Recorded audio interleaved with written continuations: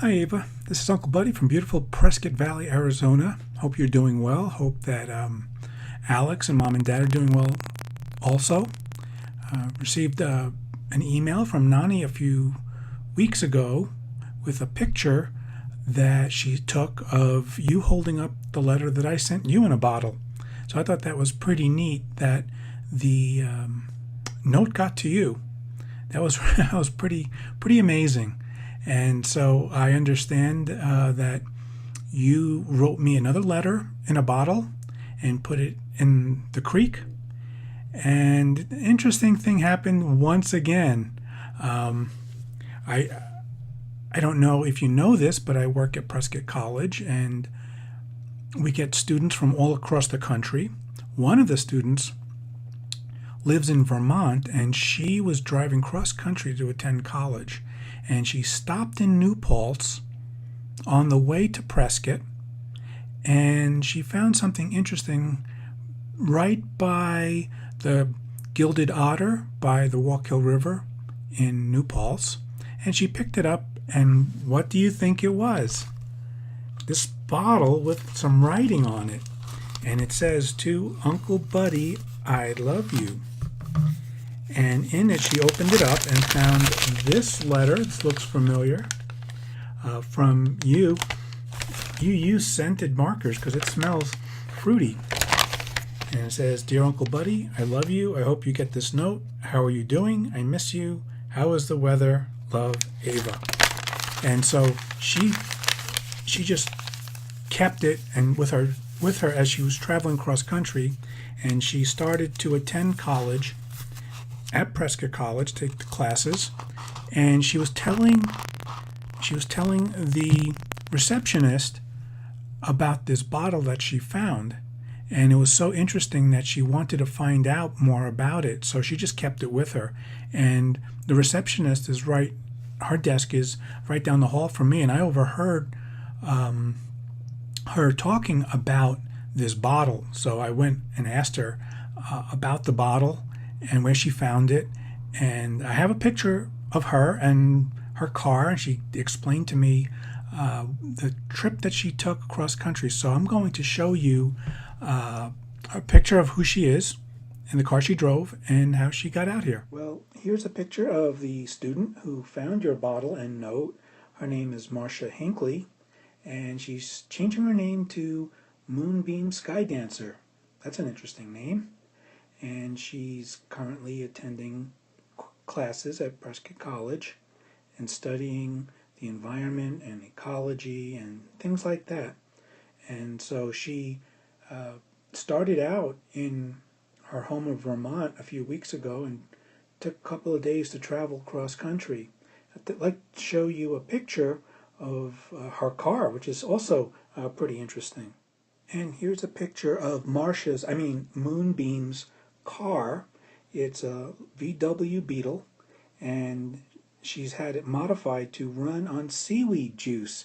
That is seaweed that's extracted from the ocean and squeezed to make a kind of an oil, and from that oil is used in the gas tank to fuel the car so that it burns cleaner. And so it's quite an interesting car, lots of colors and symbols on there, and looks like a lot of fun to drive. And so she drove that car from Vermont all the way to Prescott, Arizona. And I'd like to take a minute or two to describe the route that she took to get here. Okay, well, here's a picture of the map of the United States starting over in New York. And you can see at the Gilded Otter where this journey started when she found the bottle. And she drove down here to Middletown and over across into Pennsylvania, Scranton.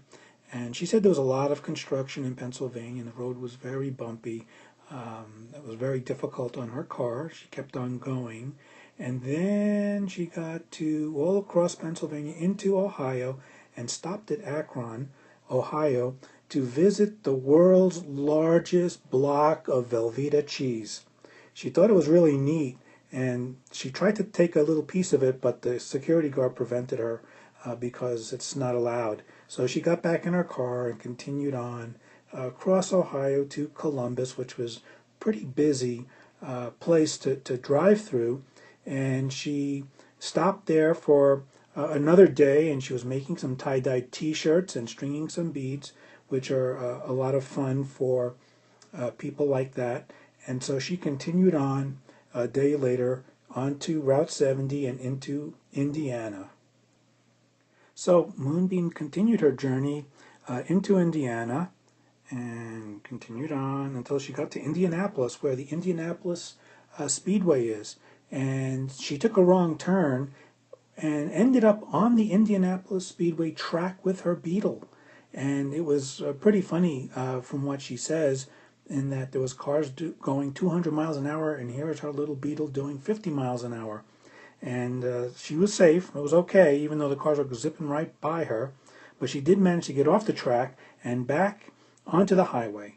And so then she continued on to Terre Haute, that's the name, in Indiana, where she stopped by the Columbia House Museum.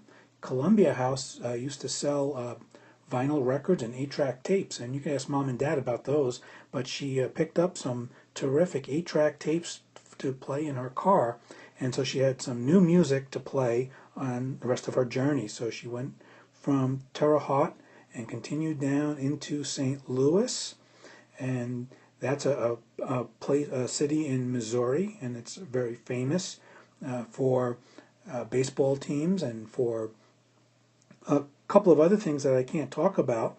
But she continued on and down into Missouri to Springfield, and then continued on.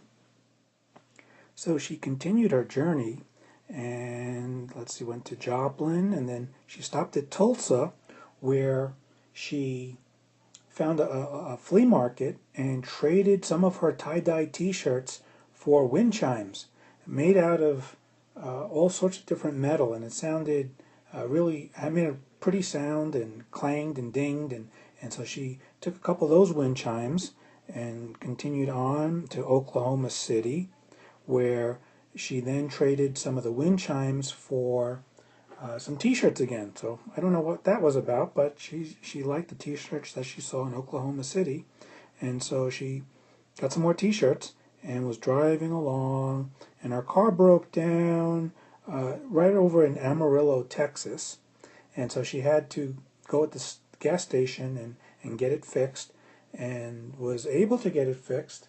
There was a couple of tires that were all worn out. They were had no tread on them at all. They were really smooth, so it was pretty dangerous. So it was a good thing that she had her tires changed, and then she continued on.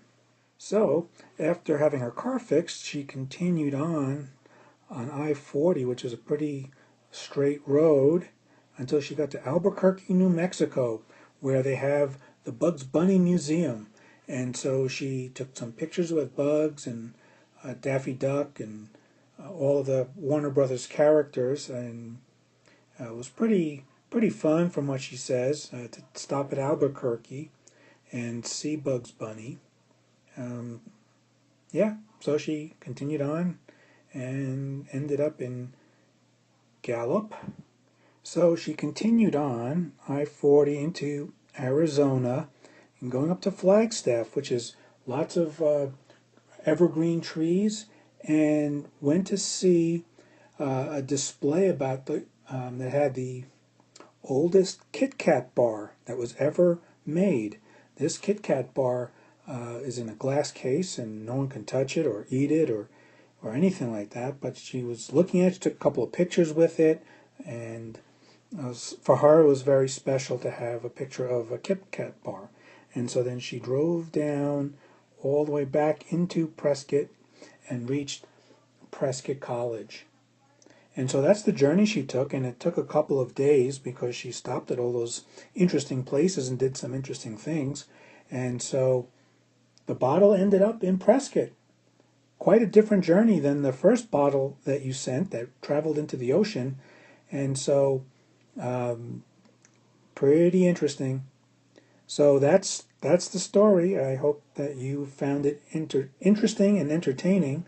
And Peanut, I hope that you are doing well and hope to hear from you soon and talk to you soon. So love you and love Alex and Mom and Dad, and give my love to everybody there. Uncle Buddy signing out.